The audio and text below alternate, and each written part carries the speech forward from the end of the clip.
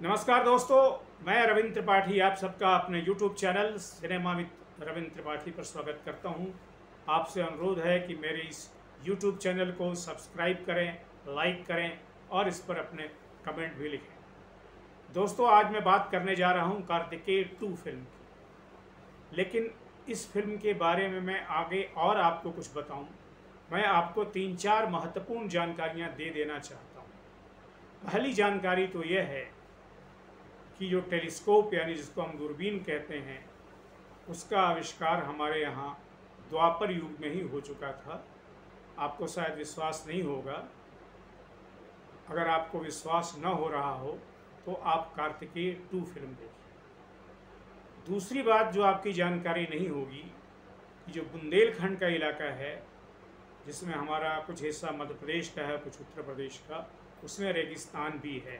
मुझे अभी तक ये जानकारी नहीं थी, लेकिन कार्तिकेय 2 देखने के बाद मुझे यह जानकारी मिली कि बुंदेलखंड में रेगिस्तान है और वहाँ जो रिक्शे चलते हैं वो गुजराती रिक्शे चलते हैं। ये अभी तक जानकारी नहीं।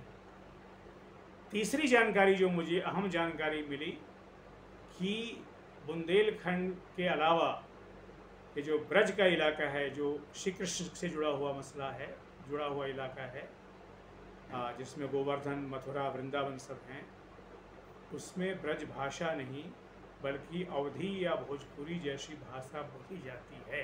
वहाँ के गुंडे मवाली इसी भाषा में बात करते हैं। तो ये सब ऐसी जानकारियाँ हैं जो आपको इस फिल्म में देखने को मिलेगी।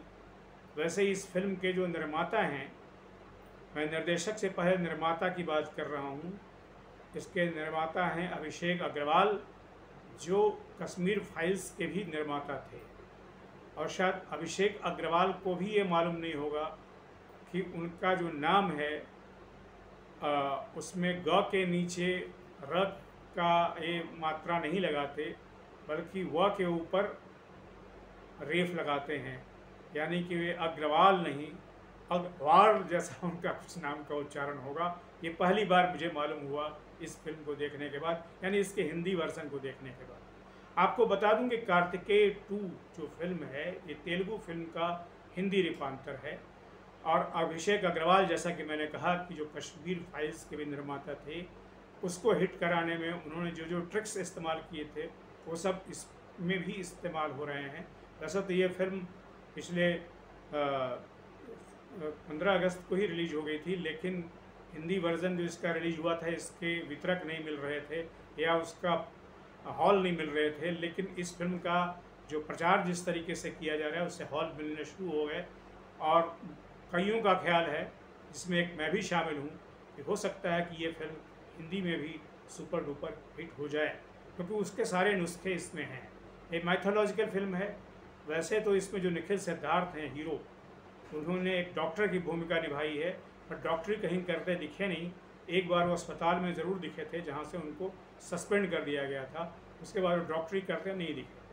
फिर वो चले जाते हैं द्वारका, और द्वारका में भगवान कृष्ण की जो विरासत है, विरासत ही कहेंगे उसे, उससे उनका परिचय होता है।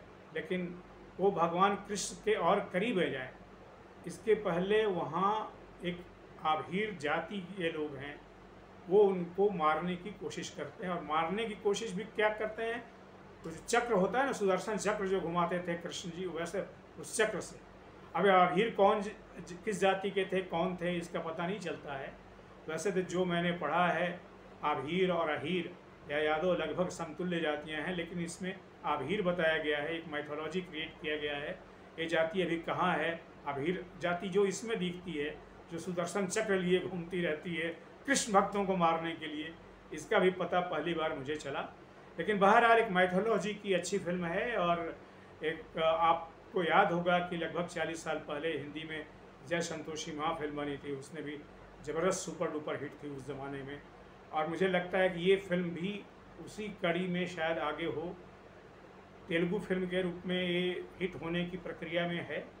और हिंदी में भी शायद जैसा जिस तरह से प्रचार हो रहा है इसका, और जिस तरह से इसको हॉल मिलने लगे, हॉल मिल रहे हैं, बढ़ रहे हैं उनकी संख्या, तो शायद यहाँ भी एक हिट तो हो ही जाएगी, ऐसा लगता है। और इस फिल्म में वैसे हमारे अनुपम खेर साहब भी हैं, और इसके निर्देशक हैं चंदू मोंडेटी। जो इसके पहले कार्तिकेय 1 बना चुके हैं, उस फिल्म में भी सांप का खेल था, इसमें भी सांप का खेल है। इसमें जो हीरो है मैंने बताया निखिल सिद्धार्थ, इसने डॉक्टर की भूमिका निभाई है। वो हाथ से बड़े सांप को पकड़ लेता है, वो एक भूमिका है। 2014 में जो कार्तिकेय 1 फिल्म रिलीज हुई थी उसमें भी सांप था, यहाँ भी सांप, यहाँ ज़्यादा संख्या में सांप हैं।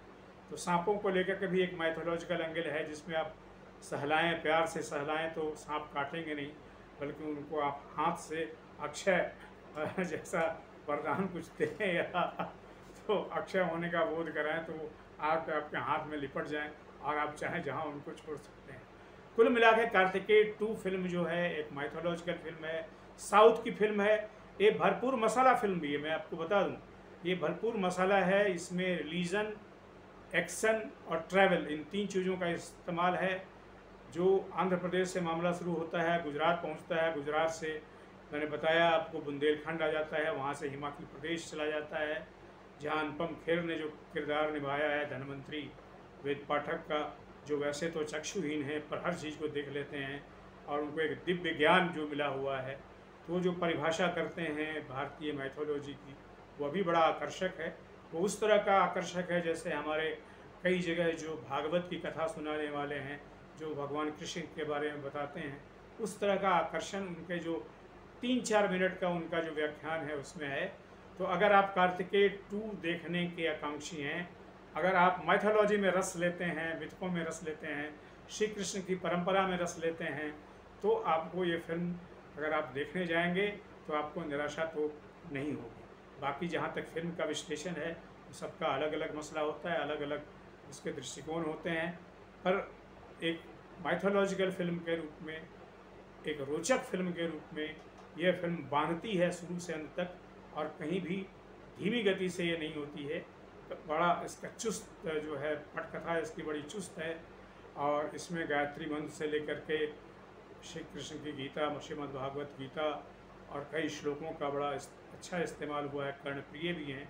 तो अगर जैसा कि मैंने शुरू में कहा, अगर आपको माइथोलॉजी में थोड़ा सा भी भरोसा है या आप माइथोलॉजी में दिलचस्पी रखते हैं, भरोसा रखने वाली वैसी कोई बात नहीं है, माइथोलॉजी में दिलचस्पी रखते हैं, तो ये फिल्म आप देखेंगे तो शायद आपको अच्छा लगेगा। Thank you.